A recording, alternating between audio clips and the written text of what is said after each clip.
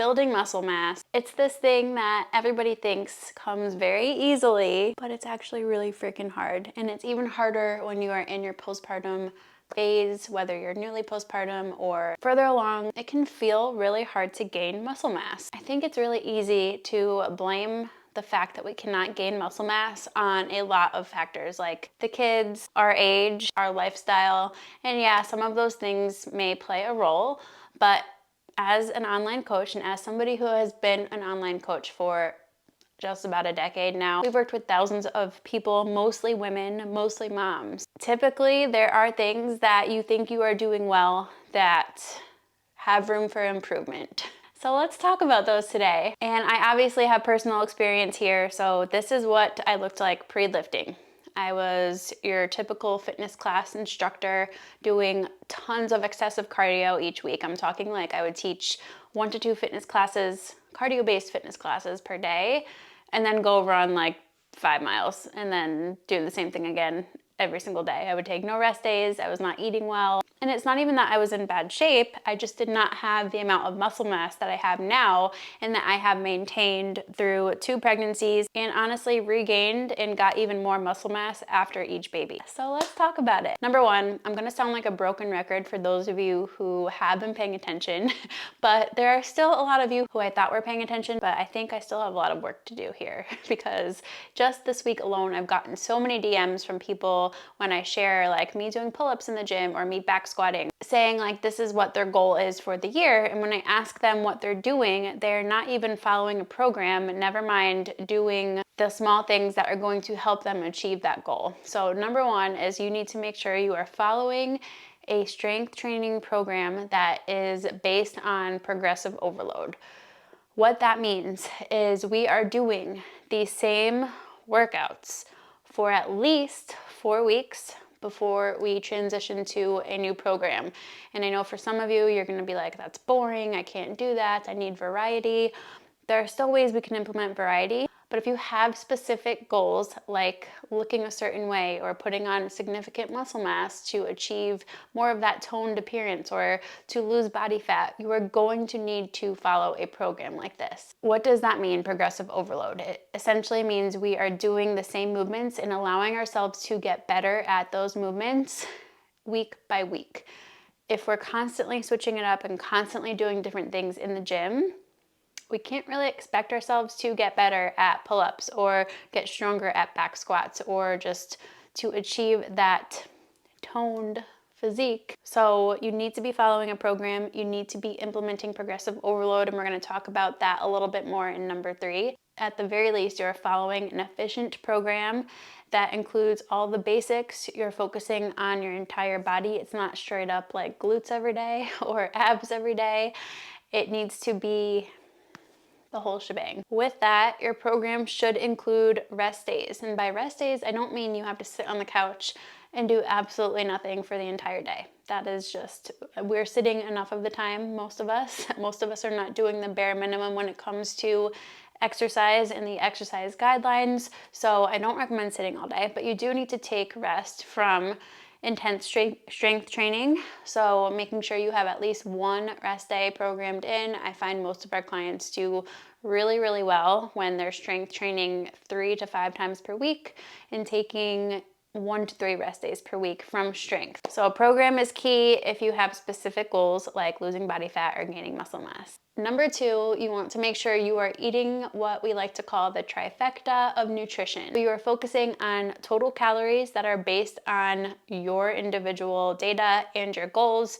You're focusing on protein intake, which is based on your current or ideal body weight if you are somebody who is overweight or obese. And then the third one is plants. So plant intake is super important because we know that fiber is also important for our overall gut health, our digestion, and just feeling our best. So by hitting those 3 things, you are going to be crushing it when it comes to reaching your goals. Now, the quality and the quantity of these things matter. So you can be eating clean and still overeating calories and overeating protein of these clean foods and not seeing progress. So that's why we don't like to dabble in the clean eating hype. You can also be tracking your macros and eating a crap ton of random things just to hit your numbers throughout the day, and you probably don't feel that great either. So we want to find that balance between hitting the right numbers for our individual body and our individual goals, as well as making sure our quality is high enough, which is really where the plants come into play. We have a whole podcast about this. If you want to listen to us talk more about plants, I'll put it on the screen here or in the description. And with protein specifically, not all protein is created equal. We want that high quality protein because that's what has all of the essential amino acids in it in order for us to put on muscle mass. If you are somebody who is completely clueless about how much you should be eating as far as calories or protein or plants, this is your reminder that you do not need to just figure it out on your own. That is why we have our business. That is why we do what we do. So if you're totally lost and you're like, I cannot spin my wheels and waste any more of this time, make sure you send me a DM or reach out through the link in the description and we can get you started. We can get you to a better place where you are feeling confident in what you are eating, what you need to eat to reach the goals that you have. Number 3, this one is huge, and this one is still something I see a lot of women skipping out on, and it's eating a high quality breakfast that has that high quality protein in your breakfast. In 2024, we are not skipping breakfast. We are not having coffee for breakfast. We are not having a bowl of oats for breakfast and no additional protein source with that. Eating a high quality protein breakfast for your first meal of the day stimulates muscle protein synthesis and will help with weight management if fat loss is also a goal on top of gaining muscle mass. Do not skip it. It sets the bar for the rest of the day. It allows you to hit your total intake of protein that much easier. So do not just go for the easy grab and go option of oats or whatever you're grabbing out the door, a banana or just your coffee. Prep it the night before. Some great examples and my personal favorite breakfast. I have 3. Number 1, you probably see this. I share it all the time, but it's our Kodiak Cakes waffle mix with berries on the side, granola butter on the top, and then I have a scoop of protein in my coffee. It is fast, it is easy, it allows me to be consistent with it no matter if I'm making Kai breakfast or whatever we have going on for the day. Number 2, you can do a couple eggs with added egg whites for a little bit more protein because 1 egg is not enough, 2 eggs is not enough, and then the more eggs you add, that also increases your fat intake, so you have to be careful there. So I like to do 1 or 2 eggs based on what my macros are and then add some egg whites. And then we also really love the Dave's Killer bread for added protein. I think there's 5 grams of protein per slice of bread. So I'll have 2 slices, that's an extra 10 grams. So you can add protein in those other sneaky ways without having to just eat meat or eggs. And then the last one that we really love is we'll do a salmon bagel. So we'll get the smoked salmon from Costco. I'll put a picture of it on the screen here. It's wild caught, it's delicious. We keep that in the fridge and then you just literally put that on a bagel with cream cheese. We love the Dave's Killer bagels because protein and fiber, a little bit more there. Cream cheese, salmon, bagel, avocado. It's a great little balanced bagel with protein, carbs, fat, fiber. You got your avocado for your plant. You are good. So just some ideas. Let me know if you guys want to see more. Maybe I'll do like a full week of what I ate for breakfast this week and try to do something different every day.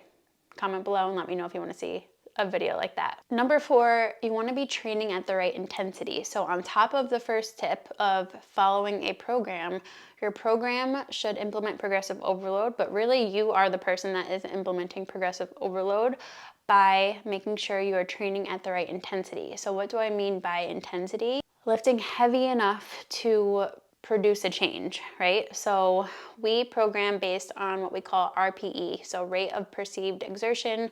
Other people think about it in the inverse or reps in reserve. In order to really understand RPE or RIR to the best of your ability, you really need to experiment with going to true failure when you're lifting. So what does true failure mean? It means you are pushing that weight as hard as you can and you get to the last rep and you literally could not do another rep if there was a gun to your head. Not to be dramatic, but just so you get the idea. A lot of people think they know what true failure is, but until you actually push yourself and go to true failure, you will not have any idea. So number one, practice doing that. Number two, understand we don't want to go to true failure every session or every week. That's not what we want. We want to train sub-maximally. So understanding that we want to leave 1 to 2 reps in reserve for every set that you do, that is how you know you are lifting heavy enough. If you're just coasting through your workouts and it's kind of challenging and you get to the last few, but you really have like 5 extra reps left in you, you're not going to see progress. So that is super, super important. That is probably the number one reason we see people not making progress, is because they're just not pushing it hard enough in training. All right, number 5 might surprise some of you, but it's going to be to do cardio. Gasp. There's a lot of people out there who will still say cardio will kill your gains. Do not listen to them. In 2024, we are doing cardio and we are lifting. And the reason why we want to implement cardio is for obvious reasons, like heart health, super important, but also cardio indirectly supports your muscle health by giving your muscles oxygen and blood flow. So it's gonna be super beneficial. It makes you feel good. It boosts our mood. Do a method that you enjoy. There isn't one that's better than the other. So if you hate running, you don't have to run. You can go for a hike. Go for an incline walk on the treadmill that gets your heart rate up high enough. Do the stair stepper, the elliptical, the rower. There are so many options. The bike, Peloton, whatever makes you happy, do that. But cardio is also important and is something that we should be doing. The current recommendation is 150 minutes per week for that low to moderate side. And then it's, I believe, 2 to 3 sessions of 20 minutes for the more vigorous or high intensity stuff. I think a mix of both is good for most people. I'll give you a bonus tip for number 6. I know I said 5, but this is also important. Obviously, postpartum, we're probably struggling with sleep. Our stress is a little bit higher. We have a lot of things to adapt to. So understand that sleep, stress, and sometimes for some people, breastfeeding, if your nutrition is not where it needs to be, can all hinder your muscle growth. So do your best there. If your baby is still not sleeping through the night, number 1, listen to our sleep podcast with Samantha Day. But number 2, get your butt in bed by 8:30 or 9 o'clock and get a good chunk before they wake up for their first feeding session or whatever they're waking up for. That was really a crucial part of my early postpartum journey, was making sure we were in bed early, because I knew I was going to be up a lot, but that gave me at least a little bit more sleep on average total for the night, which definitely helped. So keep in mind that biofeedback matters. So there are your 6 tips. I do want to share a little personal goals update, since this is part of my series that I'm doing every week. So if you missed it, we're doing a little Like a Mother series. I changed the name in the last episode, but just sharing my personal journey with you as I continue to get strong and be my healthiest self now that I'm done having babies. This was week 5 of being super consistent with both nutrition and training. We went out to dinner last weekend for the first time since I had Cora, which was awesome. So we got to enjoy that. But overall, nutrition has been very, very consistent each day. Still have not changed my macros from the first week. And I think we're seeing some pretty great body composition shifts because I am doing all the things I mentioned in this video. I think we're in a slight deficit just because body fat is coming off. Weight is still hovering around the 128, 129 mark, so still dropping a little bit, but kind of plateaued a little bit, which I was expecting. Training has been going well. We started a new training block this month for February. I completed 1 week of that so far. We did 5 strength workouts this week. I did 4 cardio sessions this week, so I hit my goal there. I've been doing my habits every day. I feel like I'm just sort of in cruise control now, and I think that really happens after you get over that first few weeks of like re-implementation and just getting back in the swing of things.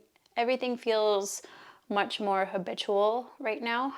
Cora also has been sleeping through the night from 7 to 7, give or take, for the last 5 nights, which has been awesome. Obviously, getting your sleep helps. So overall, I feel really, really good. Strength is still going up. We are focusing on slightly higher reps this month, which feels great. But strength is going up. I feel like I'm getting faster with my sprints. Cardio feels really good. I don't feel as winded. I'm hitting my steps every day. average has been about 9 to 10,000 steps per day. So just overall feeling really great. But that's the updates. We're going to keep chugging along. And if you don't follow me on Instagram, you can hop on over there. I've been sharing just daily updates of just all of this. So yeah, let me know if you guys have any questions. Thanks for tuning into this video, and I'll catch you in the next one.